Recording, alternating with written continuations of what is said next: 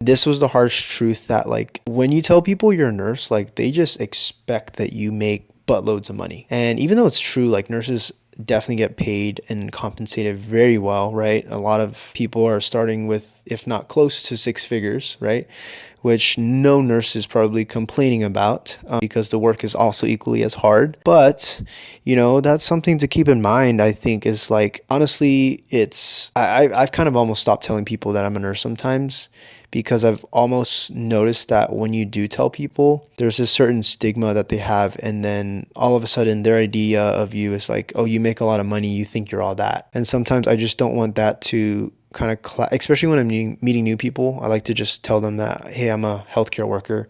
I work alongside a lot of doctors, but I won't mention that I'm a nurse. And that's just something that I've found that has really helped me kind of avoid that question of, because I've literally had family members and people ask me like, so how much are you actually making, or like how much, and your friends will ask you like, how much is it that you're making, like, those aren't questions that you should have to answer, unfortunately, but people will ask you anyways, and that's just the reality of it.